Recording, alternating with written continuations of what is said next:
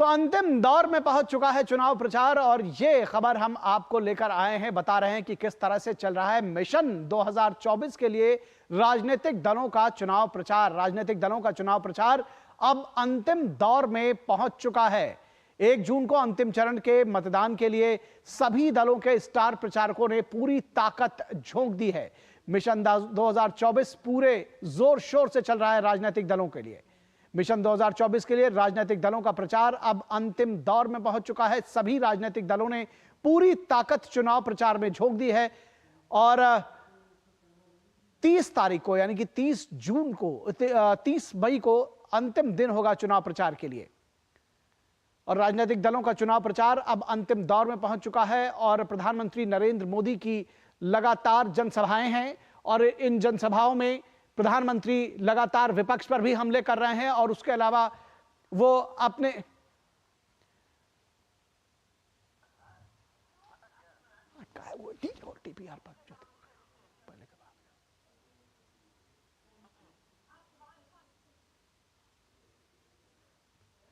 और प्रधानमंत्री नरेंद्र मोदी आज झारखंड और पश्चिम बंगाल में चुनावी रैलियां कर रहे हैं, चुनाव प्रचार कर रहे हैं। कोलकाता में उनका रोड शो होगा और इन राज्यों में जनसभाओं के अलावा प्रधानमंत्री कोलकाता में रोड शो भी कर रहे हैं, जिसको लेकर के पूरी तैयारियां जारी हैं। और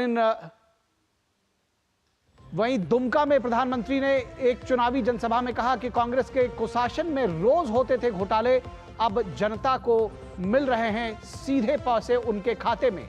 बीजेपी के दूसरे नेता भी चुनाव प्रचार में जुटे। मुख्यमंत्रियों ने अपने राज्यों में कमान संभाली। बीजेपी अध्यक्ष जेपी नड्डा का हिमाचल प्रदेश में चुनाव प्रचार, अमित शाह की ओडिशा में जनसभाएं।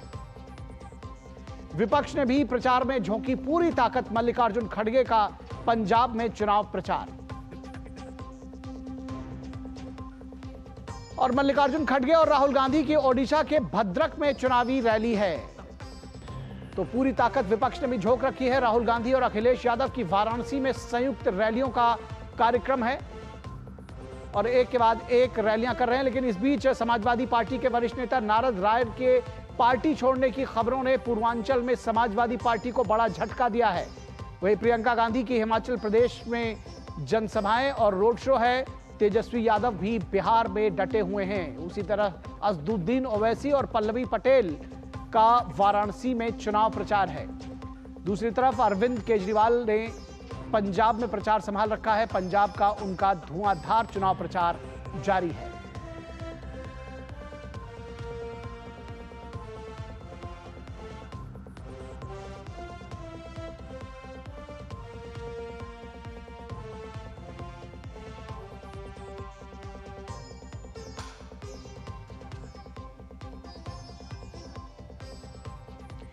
और पश्चिम बंगाल की मुख्यमंत्री ममता बनर्जी ने कहा है कि अगर वे सीपीएम को उखाड़ कर फेंक सकते हैं तो भाजपा को भी उखाड़ कर फेंक देगी।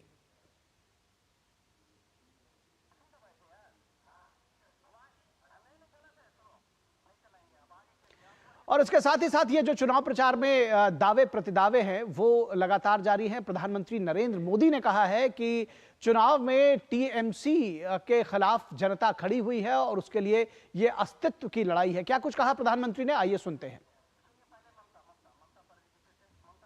तो ममता बनर्जी ने क्या कुछ कहा और प्रधानमंत्री ने क्या कुछ कहा, ये दोनों बाइटें आपको सुनाते हैं। बांग्ला नहीं रहने से आजादी नहीं होता। आज भी याद रखना, बांग्ला ही रहा है। इसी के लिए हम अगर सीपीएम को ऊपर उखाड़ दे सकते थे तो हम बीजेपी को भी उखाड़ देंगे। ये हमारा वादा है, ये हमारा वादा है, ये हमारा वादा है। तो प्रधानमंत्री ने क्या कुछ कहा, प्रधानमंत्री ने कहा कि ये ममता बनर्जी और टीएमसी के लिए अस्तित्व की लड़ाई है। बंगाल के चुनाव में टीएमसी पार्टी अस्तित्व की लड़ाई लड़ रही है।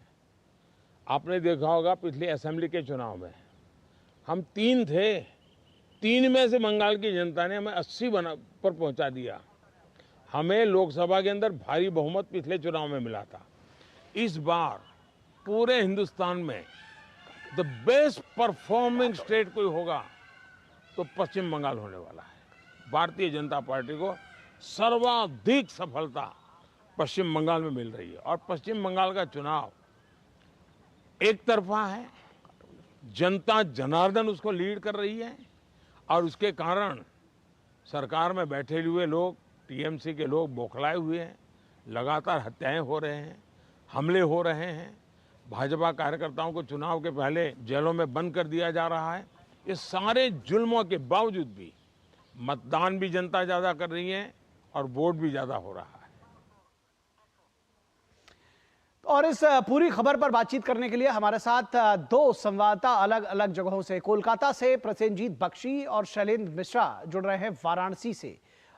सबसे पहले बात करेंगे प्रसेनजीत बख्शी से, कोलकाता की सियासत पर अगर बात करें। प्रसेनजीत, आपसे समझना चाहेंगे, जिस तरह से ये दावे और प्रतिदावे तमाम इन चुनावों में हो रहे हैं, ममता बनर्जी कह रही हैं कि अगर सीपीएम को और लेफ्ट को उखाड़ कर फेंक सकते हैं तो बीजेपी को क्यों नहीं। वहीं बीजेपी कह रही है, प्रधानमंत्री कह रहे हैं कि ये ममता के लिए अस्तित्व की लड़ाई है। किस तरह से, चूंकि अब अंतिम दौर में पहुंच चुका है चुनाव प्रचार और मतदान 1 जून को अंतिम दौर का होना है वाराणसी पश्चिम बंगाल के लिए भी, किस तरह से देखते हैं इसको? नहीं निखिल, देखे तो एक तो ममता बनर्जी की जो दावा है उसके बारे में हम बात करें तो वो सीपीआईएम को या वाम मोर्चे को उखाड़ के फेंके है बंगाल से। आप सवाल यह है कि वो बीजेपी को कहां से उखाड़ फेंकने के लिए हिंदी में लोगों के सामने ये वादा कर रही हैं, ये मेरा समझ में नहीं आया।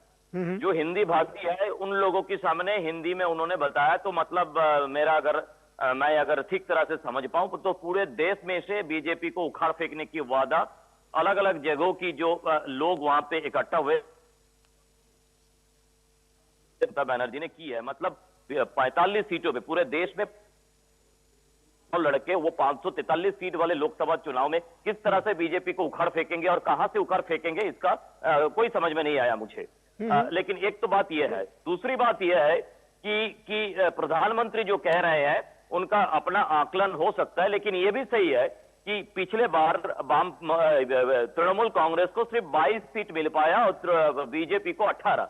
तो ये 22 से अगर एक भी कम हो जाए, मैं तो ज्यादा नहीं कह रहा हूं, अगर एक भी कम हो जाए तो ये तृणमूल की अस्तित्व के लिए सही में खतरा है। क्योंकि ये जो बड़े बड़े वादा उन्होंने कर रही है ममता बनर्जी, पूरे देश से बीजेपी को उखाड़ फेंकेंगे या ये करेंगे या इंडी जो अलायंस है उसका नेतृत्व हम करने वाले है, या उनको इंडी अलायंस को हमने बनाया, उसका नाम हमने दिया है, ये जो सारे वादा है, तो एक भी सीट अगर कम हो जाए तो ये सारे वादा का कोई मतलब नहीं है। तो ये सही बात है कि एक रीजनल पार्टी का अपने जो प्रदेश है उस प्रदेश में अपना जो परिचय और नंबर, इसको अगर बचा के कोई नहीं रख पाता है तो उसके लिए ये अस्तित्व का संकट है।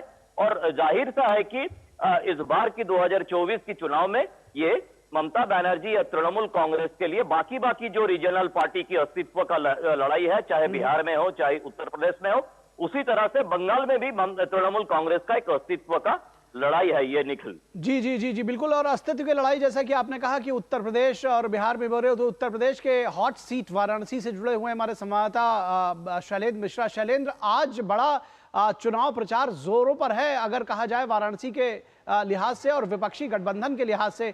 राहुल गांधी और अखिलेश यादव आज मंच साधा तो कर ही रहे हैं, असदुद्दीन ओवैसी भी जुटे हुए हैं वाराणसी में, क्या जानकारी देंगे?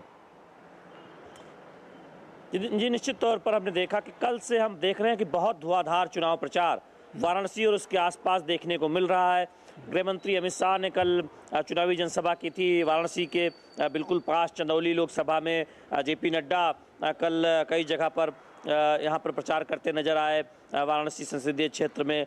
आज हम देख रहे हैं कि अखिलेश यादव और राहुल गांधी की संयुक्त जनसभा होने जा रही है अब से थोड़ी देर बाद इसी वाराणसी में। ओवैसी साहब यहाँ पर हैं, पल्लवी पटेल जो जिनका उनके साथ समझौता है वो यहाँ पर चुनाव प्रचार कर रहे हैं। तो दरअसल वाराणसी के जरिए एक संकेत देने की कोशिश हम देख रहे हैं कि तमाम दल कर रहे हैं, इसलिए पूरी ताकत लगा रहे हैं। क्योंकि विपक्षी दलों को पता है, इंडी गठबंधन के जो सहयोगी हैं कांग्रेस पार्टी या फिर समाजवादी पार्टी, उनके शीर्ष नेताओं को बखूबी पता है कि यहाँ से कौन जीतने वाला है। लेकिन यहाँ पर प्रचार करके दरअसल वो एक संकेत देना चाहते हैं आसपास की सीटों पर कि पूरी मजबूती से वो लड़ाई लड़ रहे हैं, और यही वजह है कि वो वाराणसी में भी राहुल गांधी और अखिलेश यादव की संयुक्त जनसभाएं हो रही। तो ज़्यादा एक तरह से देखें इस चुनाव प्रचार को, इस लिहाज से आप देख सकते हैं विपक्ष के जो दल है उनके, कि वाराणसी में प्रचार करके वो अपने कार्यकर्ताओं को एक संदेश देना चाहते हैं पूर्वांचल की सीटों पर जहां अंतिम चरण में चुनाव होना है। बीजेपी जोर शोर से लगी हुई है। 2014 से जो 2019 में बढ़ा था आंकड़ा जीत का, उससे कैसे 2024 में और आगे बढ़ाया जाए, उसके लिए बूथवार संपर्क अभियान किया जा रहा है। बीजेपी के तमाम शीर्ष नेता, कई मुख्यमंत्री, बीजेपी शासित राज्यों के बीजेपी के राष्ट्रीय अध्यक्ष, गृह मंत्री अमित शाह, हम देख रहे हैं कि लगातार इस वाराणसी और उसके आसपास चुनावी जनसभा कर चुके हैं। बीजेपी के आम कार्यकर्ता वो लगातार लगे हुए हैं जीत का प्रतिशत बढ़ाने के लिए, जीत का अंतर बढ़ाने के लिए, प्रधानमंत्री नरेंद्र मोदी को बड़ी जीत दिलाने के लिए। तो ये बहुत स्पष्ट दिखता है एक तरह से वाराणसी में कि यहाँ पर बीजेपी जीत के अंतर को बढ़ाने की लड़ाई लड़ रही है, और विपक्षी दलों को भी पता है, लेकिन चूंकि एक संकेत देना अपने कार्यकर्ताओं को पूर्वांचल की सीटों पर, लिहाजा यहाँ पर चुनाव प्रचार खूब जमकर हो रहा है।